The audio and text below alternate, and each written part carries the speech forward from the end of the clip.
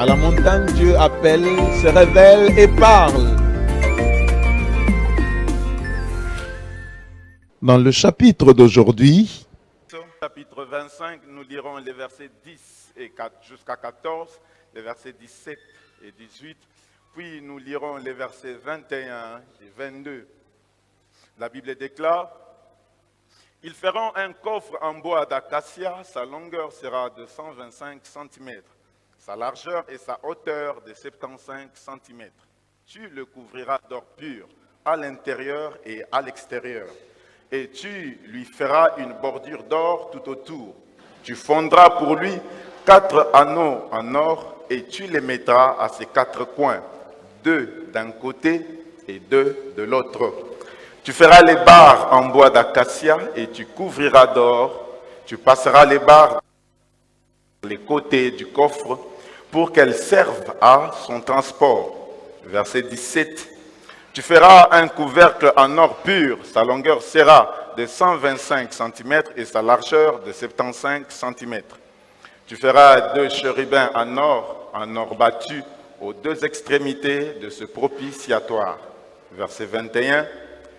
Tu mettras le propitiatoire sur le coffre et tu mettras dans cette arche le témoignage que je te donnerai. C'est là que je te rencontrerai du haut du propitiatoire, entre les 2 chérubins placés sur l'arche du témoignage. Je te donnerai tous mes ordres pour les Israélites. Que le Seigneur bénisse sa parole, nous pouvons nous mettre. Bien-aimés, dans le passage que nous venons de lire, Dieu est en train de décrire à Moïse comment devait être fabriquée l'arche de l'Alliance. Alors, quand on regarde l'arche de l'Alliance dans sa description, dans sa position, dans sa localisation, on comprend que ces 3 choses font d'elle un mystère. Premièrement, sa description. Bien-aimés, pour parler de l'arche de l'Alliance, il fallait réunir le coffre, les 4 anneaux, les 2 barres, le propitiatoire, les 2 chérubins et les 2 tables de la loi au début, la verge d'Aaron et la manne par la suite. Premier élément, les 2 tables, les 2 barres. Bien-aimés, pour déplacer l'arche, Dieu avait dit à Moïse de faire 2 barres en bois d'acacia et de les recouvrir d'or. Écoutez, les 2 barres devaient permettre à l'arche de se déplacer. C'est que pour être logique, c'est seulement quand l'arche devait se déplacer que les 2 barres devenaient utiles. Mais Dieu va dire à Moïse qu'une fois que tu auras placé les 2 barres dans les anneaux, elles ne doivent plus en être retirées.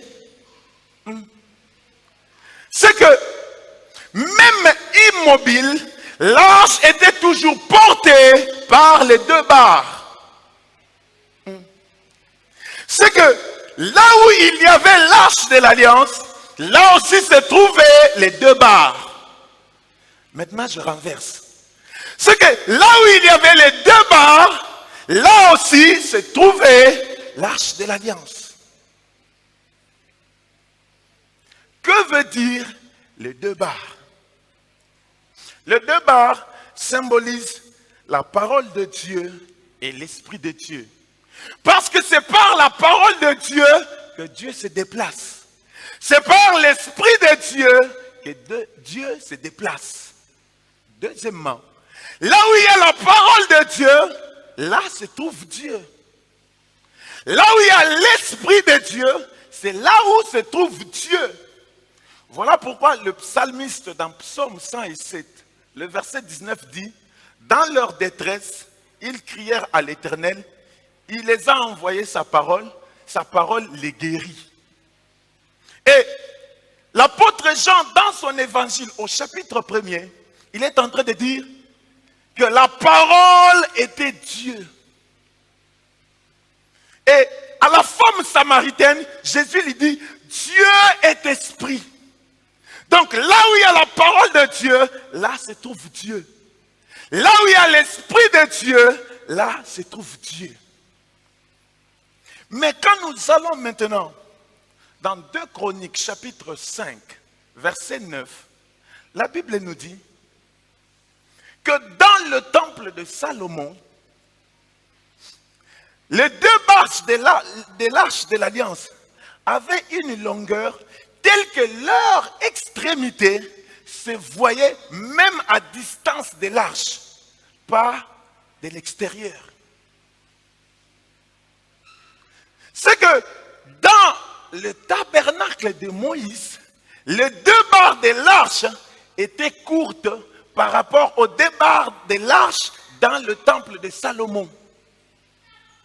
C'est que dans le tabernacle de Moïse, les sacrificateurs qui entraient dans les lieux saints ne voyaient pas les 2 barres. C'est seulement les souverains sacrificateurs qui entraient dans les lieux très saints qui voyaient les 2 barres. Parce que ces 2 barres dans le temple de Moïse étaient courtes. C'est que dans le temple maintenant de Salomon, tout sacrificateur qui entrait dans le lieu saint, même sans se retrouver dans le lieu très saint, voyait les 2 barres de l'arche de l'Alliance. Parce que leur longueur était telle que même à partir du lieu saint, on pouvait les voir alors que ces 2 barres se retrouvaient dans le lieu très saint. Qu'est-ce que je suis en train de dire? Tous ceux qui entraient dans le tabernacle de Moïse, à part les souverains sacrificateurs, ces personnes ne voyaient pas les 2 barres qui étaient dans l'arche de l'Alliance. C'est que même quand ils entraient dans le lieu saint, ils n'étaient pas différents de ceux qui se retrouvaient au parvis. Parce que, et eux, et ceux qui étaient dans le parvis, ils ne voyaient pas les 2 barres de l'arche de l'Alliance.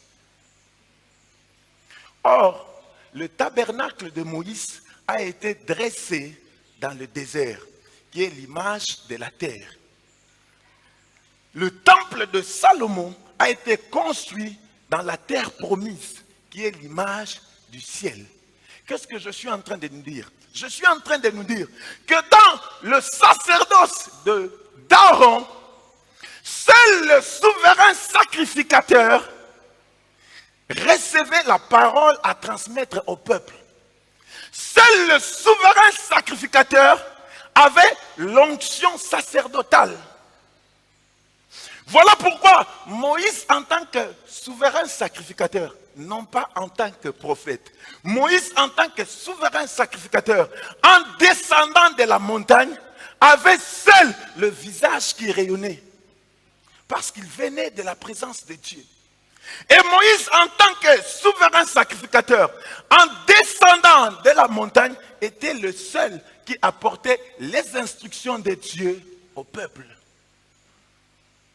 Mais pour nous, la Bible dit que c'est différent.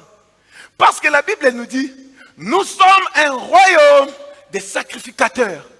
Non selon l'ordre d'Aaron, mais selon l'ordre de Melchisédek. Je suis en train de dire à quelqu'un ce matin que notre sacerdoce n'est pas terrestre.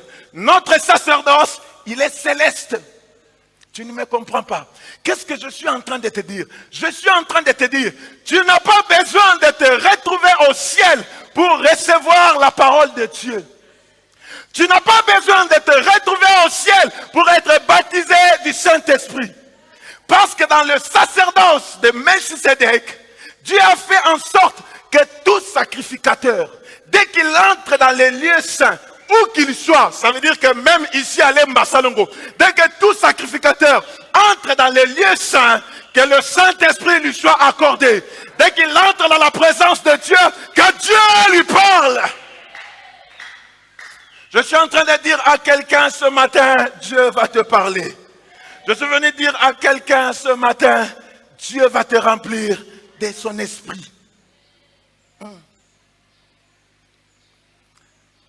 Mais la Bible nous dit que les sacrificateurs qui entraient dans le temple de Salomon ne voyaient pas l'arche. Mais le fait de voir les deux barres leur rassurait que l'arche existe. Donc chaque fois qu'ils entraient, le fait de voir les deux barres, la parole de Dieu et l'Esprit de Dieu, ils savaient que là-bas dans le lieu saint, si nous pouvons voir les deux barres, c'est que l'arche existe. Qu'est-ce que je suis en train de dire? Je suis en train de dire que Dieu, nous ne le voyons pas. Mais ce qui nous confirme que Dieu existe, c'est parce que nous voyons sa parole agir dans nos vies. Ce qui nous confirme que Dieu existe, c'est parce que son esprit agit dans nos vies. Ce matin, je suis en train de te dire que la parole de Dieu est ici et l'esprit de Dieu est ici. Je suis en train de te dire que Dieu va mettre en toi une telle assurance par le Saint-Esprit que ni la mort, ni la vie, ni l'épée, ni le péril, ni les choses présentes, ni celles à venir, rien ne pourra te séparer de l'amour de Christ. Je suis venu te dire que la parole de Dieu et l'Esprit de Dieu sont la preuve qu'au ciel, le ciel n'est pas vide. Je suis en train de te dire, à cause de la parole que tu entends et de l'Esprit que Dieu va te donner, c'est une preuve pour toi qu'au ciel, il y a quelqu'un. Or, les deux barres entraient dans les 4 anneaux qui est sur le coffre dans l'arche de l'Alliance. Deuxième élément. Mais pourquoi seulement les 4 anneaux? Les 4 anneaux symbolisent les 4 êtres vivants au milieu et autour du trône de Dieu. Parce que Apocalypse 4:6 nous dit qu'au milieu du trône et autour du trône, il y avait les 4 êtres vivants. Le premier avait la face d'un lion, le second, celle du veau, le troisième, celle de l'homme, le quatrième, celle de l'aigle qui vole. Mais écoutez, Dieu avait dit à Moïse, quand vous allez placer les 4 anneaux, il faut les placer de telle sorte que 2 anneaux soient d'un côté, 2 autres de l'autre. Que les 4 anneaux soient regroupés, 2. Or, quand nous regardons les êtres vivants, quand nous prenons l'aigle, nous prenons le lion, ils ont une caractéristique commune, ce sont des carnivores. C'est-à-dire, ils parlent de l'esprit de Dieu. Ils aiment manger la chair qui a du sang. Ils représentent l'une des barres. Quand nous prenons maintenant l'homme, nous prenons les veaux, ils ont comme caractéristique commune, ils mangent de l'herbe qui symbolise la parole de Dieu. C'est que le jour où les 2 fils d'Aaron sont morts dans le tabernacle, ils ont été dévorés par l'aigle et les lions. Parce que l'aigle et les lions parlent du Saint-Esprit. Voilà pourquoi, pour confirmer cela, la Bible dit, le feu sortit de devant de l'Éternel. Le feu parle du Saint-Esprit. Et le feu les dévora. C'est que le jour où Ananias et Saphira sont morts, ils ont été frappés par l'Esprit de Dieu aussi. C'est les lions et l'aigle qui ont bouffé Ananias et Saphira. Parce que l'apôtre Pierre va leur dire, vous avez menti au Saint-Esprit. Ça veut dire que votre problème, ce n'est pas avec moi, votre problème, c'est avec le Saint-Esprit. Or, comme lui, c'est les lions et l'aigle, le quoi là-bas, Kossier, allié à frapper Bango. Je suis en train de te dire que Dieu frappe par le lion et l'aigle. Il les révèle, il les élève, il donne la domination, il fortifie. Par le veau et l'homme qui symbolise la parole de Dieu, Dieu sauve des ténèbres. Dieu aime et Dieu conduit. Ta parole est une lampe à mes pieds. Je suis en train de dire à quelqu'un ce matin que les 4 anneaux de l'arche de l'Alliance sont au milieu de nous pour porter les 2 barres, pour porter la parole de Dieu et pour porter l'Esprit de Dieu dans ton cœur. Je suis en train de te dire que ce matin, ce que les lions et l'aigle savent faire, ils vont le faire ici. Ce que l'homme et le veau savent faire, ils vont le faire ici. Je suis en train de te dire que ce matin, il y a des gens que Dieu va frapper. Ce matin, il y a des gens que Dieu va ouvrir les cieux. Il y a des gens que Dieu va élever. Il y a des gens que Dieu va donner la domination. Il y a des gens qui seront fortifiés par Dieu. Il y a des gens qui seront sauvés par Dieu. Il y a des gens qui vont vivre l'amour de Dieu. Il y a des gens qui seront conduits par Dieu. Troisième élément, le propitiatoire. Bien-aimé, le propitiatoire, c'est le couvercle de l'arche de l'alliance. Comme on devait placer les deux tables de la loi dans l'arche de l'alliance, il y avait une ouverture au-dessus pour qu'on puisse placer les deux tables de la loi. Et le propitiatoire servait à couvrir l'arche. Mais j'ai une bonne nouvelle pour quelqu'un ce matin. Le propitiatoire n'était pas un simple couvercle. Le propitiatoire était un lieu de rendez-vous. Car Lévitique chapitre 16, verset 2, la Bible dit que Dieu avait dit à Moïse que j'apparaîtrai dans la nuée sur le propitiatoire. Donc quand Dieu voulait apparaître, c'était sur le propitiatoire, pas ailleurs. Mais comment apparaissait-il? La Bible dit dans la nuée. Si sur le propitiatoire, Dieu apparaissait dans la nuée, c'est que le propitiatoire, c'est la véritable montagne de Sinaï. Parce que la Bible dit, quand Dieu a voulu apparaître sur la montagne de Sinaï, Exode chapitre 24, il y a eu une nuée. Mais pourquoi était-il apparu sur la montagne de Sinaï? C'était pour sceller l'alliance. Or, dans l'arche de l'alliance, se trouvaient les deux tables, symbole de l'alliance de Dieu. C'est ce qui est appelé Dieu. C'est un système, il y a aimant. Qu'est-ce que je suis en train de dire?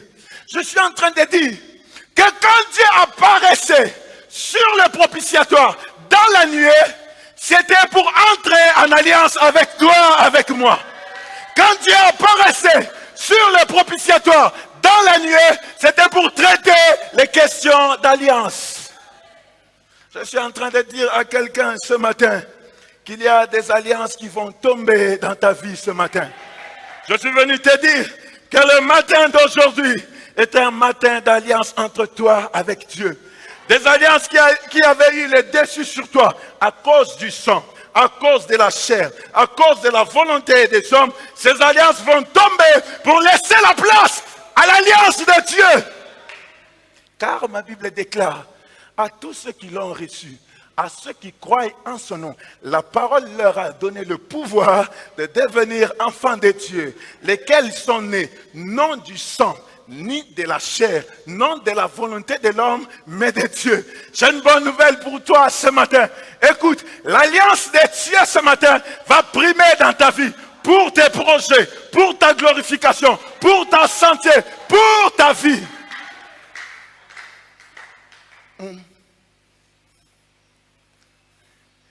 Si sur le propitiatoire, Dieu apparaissait dans la nuée, c'est que le propitiatoire, c'est la véritable montagne de transfiguration.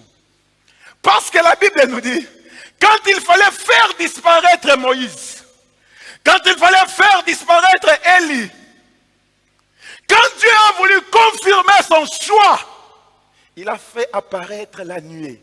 Luc chapitre 9, versets 34 et 35. Donc, sur la montagne de la transfiguration, quand la nuée est apparue, c'était pour mettre fin à la confusion. Sur la montagne de transfiguration, quand la nuée est apparue, c'était pour confirmer, pour rendre témoignage, donner un témoignage de Dieu favorable pour Jésus-Christ. Or, sur l'arche de l'Alliance, dans l'arche de l'Alliance, se trouvait la verge d'Aaron, symbole du témoignage. C'est que si Dieu apparaissait sur le propitiatoire dans la nuée, c'était pour rendre témoignage. Quand Dieu apparaissait sur le propitiatoire dans la nuée, c'était pour qu'il y ait un témoignage. Qu'il y ait un témoignage favorable pour toi et pour moi. Je parle à quelqu'un ce matin. Dieu va mettre fin aux confusions créées autour de ton ministère. Je parle à quelqu'un ce matin. Dieu va mettre fin aux confusions autour de ta nomination. Je parle à quelqu'un ce matin. Dieu va faire sortir la nuée pour mettre fin aux confusions autour de ton mariage. C'est que s'il y a un endroit où tu dois désirer te retrouver ce matin, c'est se retrouver sur le propitiatoire. Parce que se retrouver sur le propitiatoire, c'est se retrouver là où Dieu donne les témoignages. Je suis en train de dire à quelqu'un ce matin que des bouches vont être fermées. Écoutez, sur la montagne de transfiguration, la question était, Esaïe, to bango nyonso bakokani na bango. Mais quand la nuée est apparue, les gens n'ont plus parlé. Je suis en train de te dire ce matin que Dieu va fermer la bouche à certaines personnes. Je parle à un souverain sacrificateur Aaron, à qui les gens ne cessent de dire, Yangoye alakisaka nini. Je suis venu te dire que ton bâton va produire des amendes mûres en une seule nuit. Les gens ne vont plus parler. Je parle à une âne ce matin. Écoute, Pénina a beaucoup parlé, mais je suis venu te dire que ton Samuel arrive et Pénina ne va plus parler. Je suis en train de te dire que ce matin, c'est un matin de témoignage. Écoute, sur la montagne de transfiguration, Dieu n'avait pas seulement mis fin à la confusion, mais Dieu avait rendu un témoignage. Je te répète encore ce matin que le matin d'aujourd'hui est un matin de témoignage. Parce que ma Bible dit, il visite la terre et il la comble d'abondance. Donc quand Dieu visite la terre, il laisse un témoignage. Et ma Bible ajoute, aucune parole qui sort de la bouche de Dieu ne rentre à lui sans effet, sans avoir accompli ce pourquoi cette parole était sortie. Je suis en train de te dire que le matin d'aujourd'hui est un matin de témoignage. Je suis venu te dire que le dimanche d'aujourd'hui, c'est le dimanche de la main de Dieu. Le dimanche d'aujourd'hui, c'est le dimanche du doigt de Dieu. Le dimanche d'aujourd'hui, c'est le dimanche de l'action de Dieu.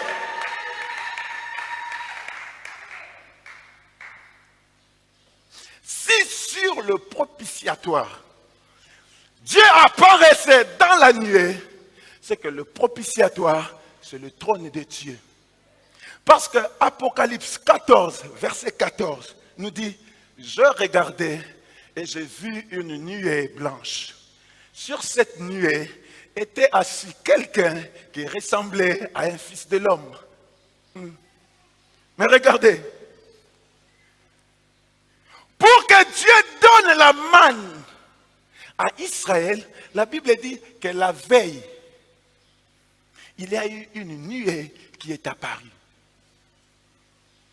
C'est que la nuée qui était apparue avant que la manne ne tombe, c'était le trône de Dieu qui avait visité Israël. Mais que nous dit Hébreux chapitre 4, verset 17, au sujet du trône de Dieu? La Bible dit, approchez-vous donc avec assurance auprès du trône de la grâce pour obtenir compassion et trouver grâce afin d'être secouru le moment opportun.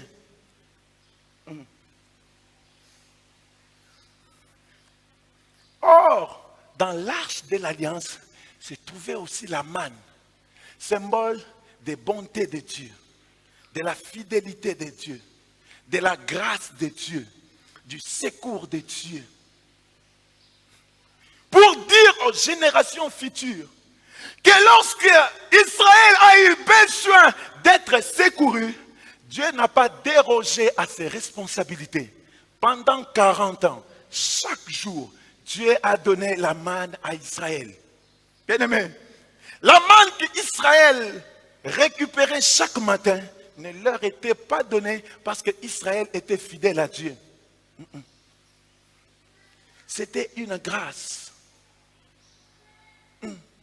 C'est que si sur le propitiatoire, Dieu apparaissait dans la nuée, c'était pour faire grâce. Je suis en train de dire à quelqu'un ce matin que le trône de Dieu est au milieu de nous maintenant même. Dieu va faire grâce à quelqu'un ce matin.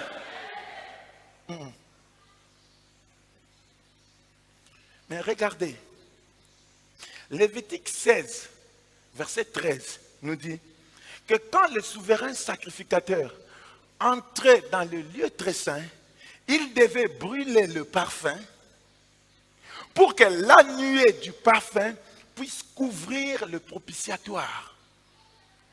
C'est que sur le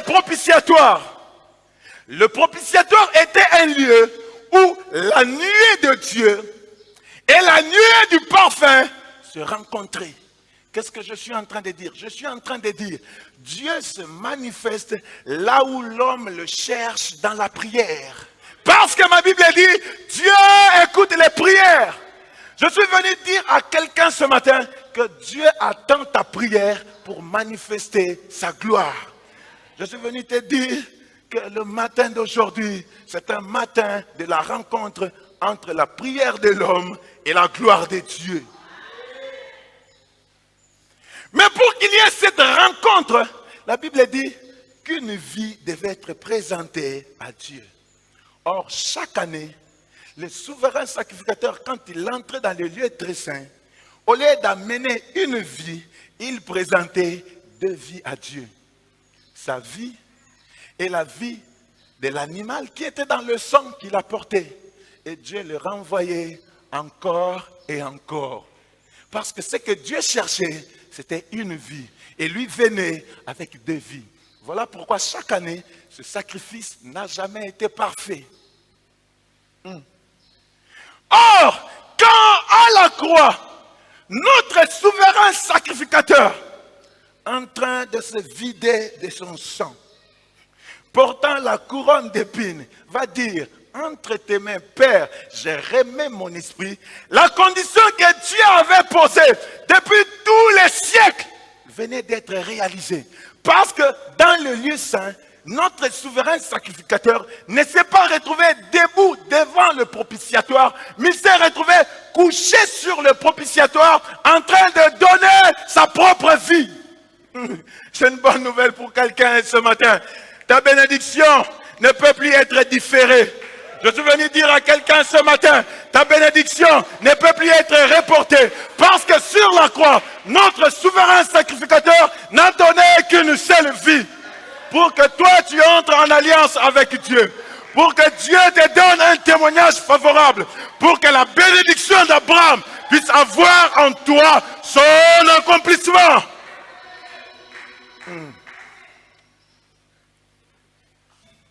Je vous pose la question que j'ai posée au premier culte.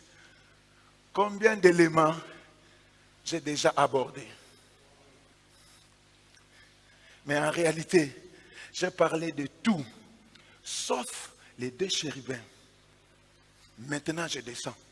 Quand j'ai parlé de deux barres comme symbole de la parole de Dieu et de l'Esprit de Dieu, indirectement, j'ai fait ressortir l'arche comme Dieu lui-même. En parlant des quatre anneaux, comme les quatre êtres vivants, j'ai fait ressortir l'arche comme le trône de Dieu. En parlant du propitiatoire, comme le trône de Dieu, j'ai fait ressortir l'arche comme le ciel de Dieu, là où se trouve son royaume. Et j'ai même parlé de la localisation de l'arche, quand je parlais de l'arche dans le tabernacle de Moïse et l'arche dans le temple de Salomon. Et quand même j'ai touché la nuée, j'étais en train d'expliquer la nuée par rapport aux trois choses qui étaient dans l'arche de l'alliance. Donc si la nuée apparaissait, c'est parce que dans l'arche de l'alliance, il y avait l'alliance, les deux tables. Si la nuée apparaissait, c'est parce que dans l'arche de l'alliance, il y avait le symbole du témoignage, la verge d'Aaron. Quand la nuée apparaissait, c'était pour faire les trois fonctions. Pour l'alliance, pour les témoignages et pour manifester la bonté de Dieu, la grâce de Dieu, le secours de Dieu qui est la manne. Donc en fait, ce qui nous reste, c'est de voir l'arche de l'alliance dans le temple de Dagon. Or, quand nous allons dans le temple de Dagon, la Bible dit qu'on a mis l'arche de l'alliance avec le dieu Dagon. La première fois, l'arche de l'alliance a fait tomber, on a trouvé Dagon prosterné. La deuxième fois, on va trouver Dagon, la tête coupée, les mains coupées. Donc, Dagon était resté avec le tronc, ici, et les pieds. Qu'est-ce que je suis en train de dire? Je parle à quelqu'un qui, cette nuit, pendant qu'il dormait, il a été attaqué. Il a vu des sorciers, il a vu des démons. Je suis en train de te dire que dans le royaume du diable, le diable n'a que les pieds. Le diable n'a plus la tête. La tête parle de la domination. Le diable ne peut plus te dominer.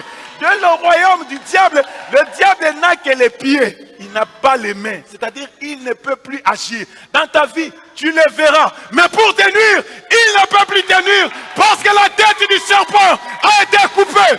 Dans le temple de Dagon, les mains de Dagon ont été coupées. Voilà pourquoi Jésus va dire, lui la véritable arche. Je tiens les clés de la mort et du séjour des morts. Je suis en train de te dire, fungola ya liwa, yesu asiazuango, lilita etikala polele. Attends moni bando ki bazingo liyo ebele. À part comme on a bango, et ça ne l'homme comme souba au salaoté. À part que y'a bandoto na bango, na bandoto na yo, et ça ne l'homme comme souba au salaoté. Bazale ma bon côté, Moutou Basiba Kata. Mighty God.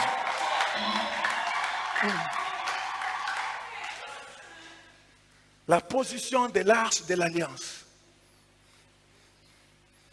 Bien-aimé, dans le temple, dans le tabernacle de Moïse, et dans le temple de Salomon, l'arche était seule dans le lieu très saint.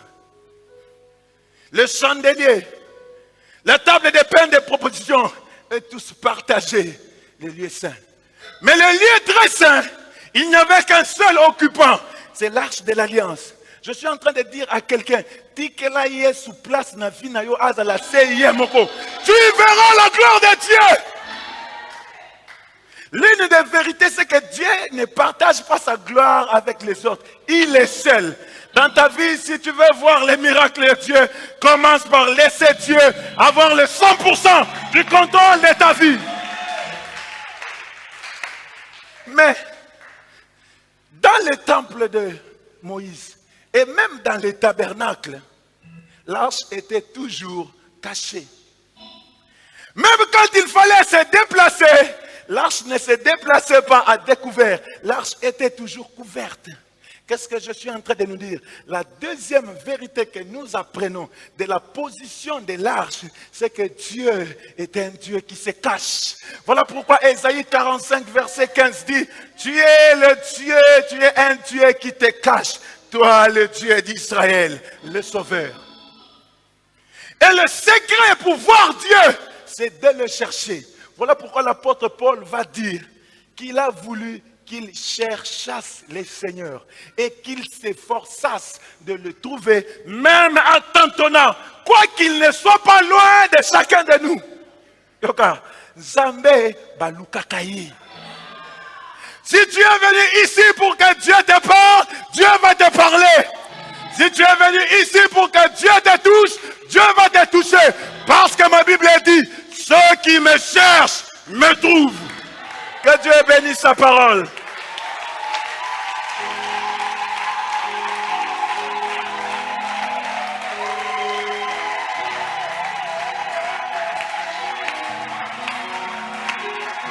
Mighty God, nous te célébrons ce matin. Nous t'élèvons le Dieu de Dieu. Nous t'exaltons notre force, notre vie. Les hommes changent, mais toi tu ne changes pas. Nous sommes en train de t'élever, prends la première place ce matin. Dans la vie de ce frère, dans la vie de cette sœur. Prends la première place maintenant, Seigneur. pour qu'ils puissent vivre un matin d'alliance, pour qu'ils puissent vivre un matin de témoignage. Oh Dieu Tout-Puissant, c'est toi que nous sommes en train de célébrer, c'est toi que nous sommes en train d'exalter, c'est toi que nous sommes en train de sanctifier, Seigneur. Alléluia, alléluia, alléluia, alléluia. Là où tu es, lève les mains, commence à invoquer la présence de Dieu. Tu as déjà écouté la parole de Dieu. C'est le moment que l'Esprit de Dieu commence à te toucher. C'est le moment pour toi d'être touché. Je parle à un Jephthé, je parle à un David. Je parle à un Joseph ce matin. C'est le moment pour toi d'être touché. Que la gloire de Dieu te touche. Que la gloire de Dieu te touche. Que la gloire de Dieu te touche. Mighty Lord, nous t'invoquons. Sopa molimonayo. Sopa molimonayo. À part les mains d'Agon, à part les pieds d'Agon, non rien. Mighty Lord. Molimo sopana, molimo sopana. Molimo sopana, sopana.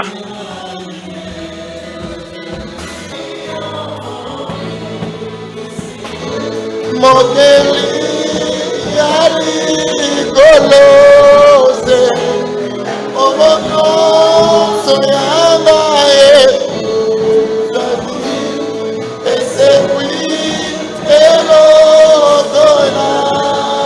Mighty Lord, nous t'invoquons.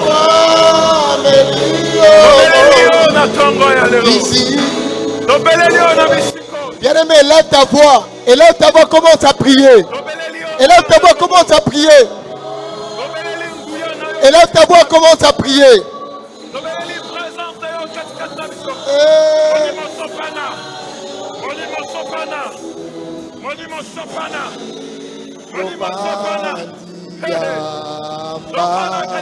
Loyembo ya mitema maboko tombo kolo ozana kembo na yo. Bien-aimé, commence à prier, continue à prier. Aujourd'hui, c'est le jour de ton rendez-vous avec le Seigneur. Aujourd'hui, c'est le jour de ton rendez-vous avec ton Dieu. La Bible déclare, cherchez le Seigneur quand il est encore temps. Cherchez le Seigneur. Ce matin, dis à Dieu, je suis venu te chercher. Je suis venu te chercher au lieu du rendez-vous. Au lieu du rendez-vous. Au lieu du rendez-vous. Au lieu du rendez-vous. Seigneur, je suis venu te chercher au lieu du rendez-vous. Au lieu du rendez-vous. Seigneur, je viens te chercher au lieu du rendez-vous. Au lieu du rendez-vous. Seigneur, nous venons te chercher à ton lieu du rendez-vous. Oh Père. Oh Père, merci Seigneur. Oh Jésus, merci Seigneur. Oh Père. Oh Père. Oh Père. Oh Père. Oh Yahweh Seigneur. Oh Seigneur. Oh Père. Oh Père Jésus. Oh Père Jésus. Oh Père Jésus. Oh Père.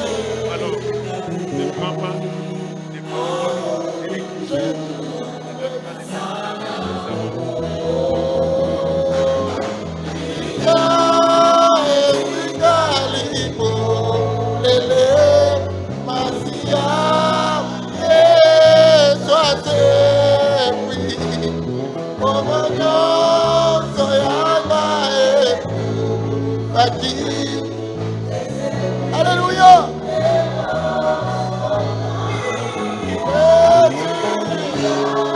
Etika liborele masia Yesu ate.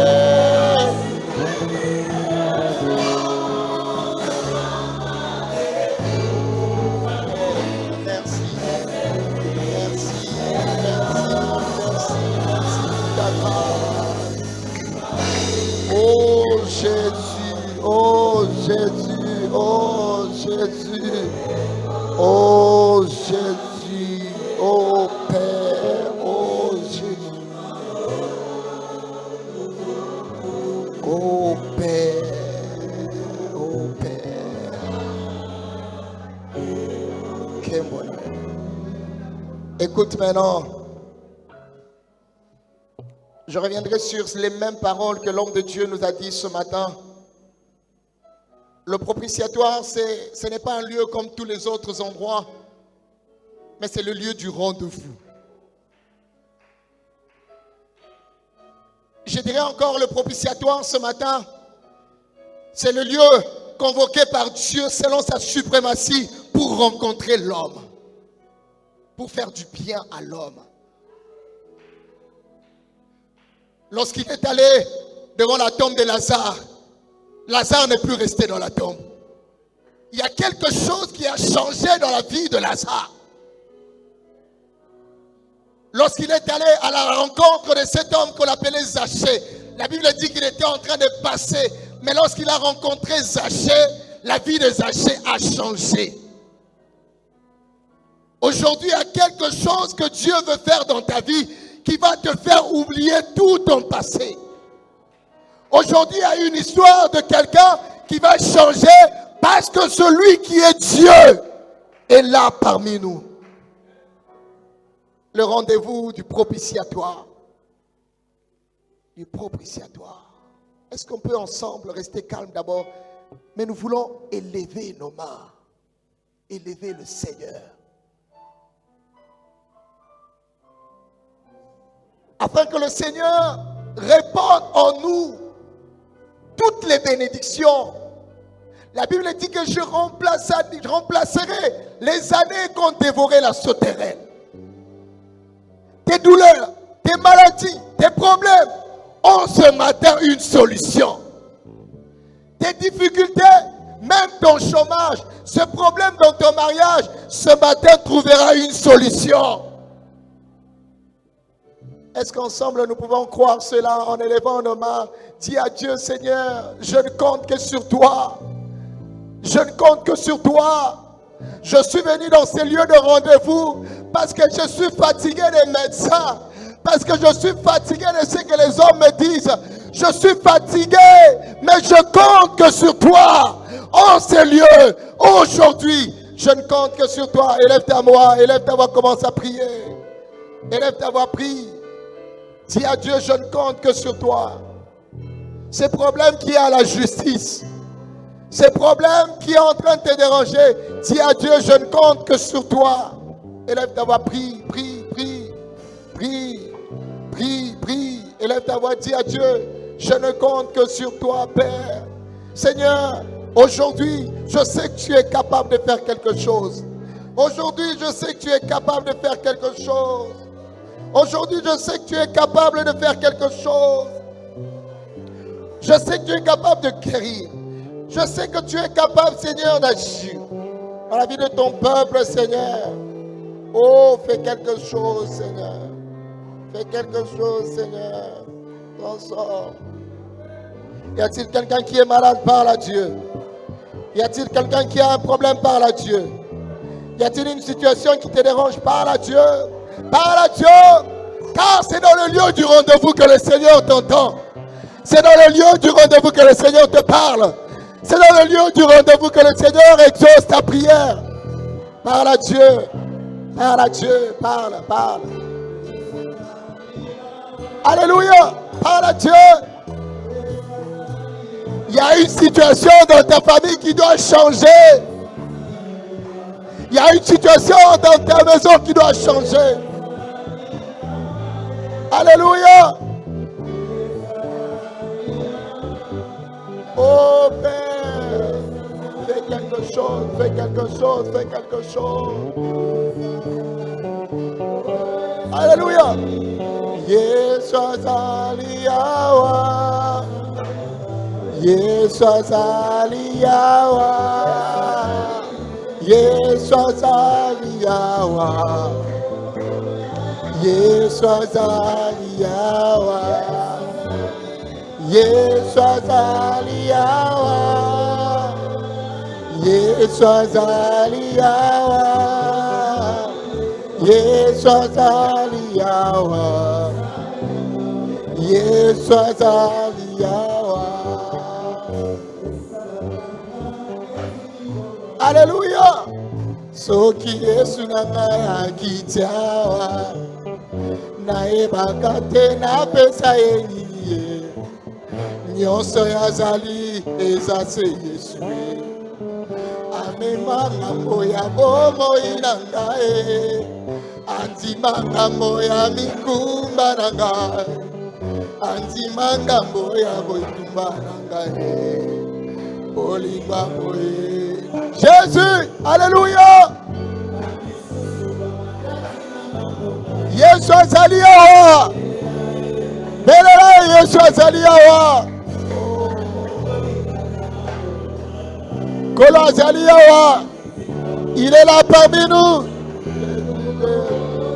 Yesu azali awa, Yesu azali awa, Yesu azali awa, Yesu azali awa, Yesu azali awa, Yesu azali awa, Yesu azali awa, Yesu azali awa.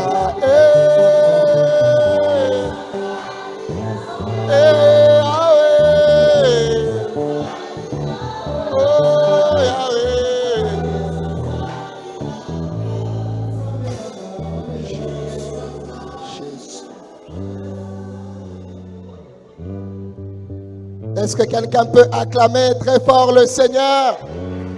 Pousser des cris de joie. Acclame très fort le Seigneur.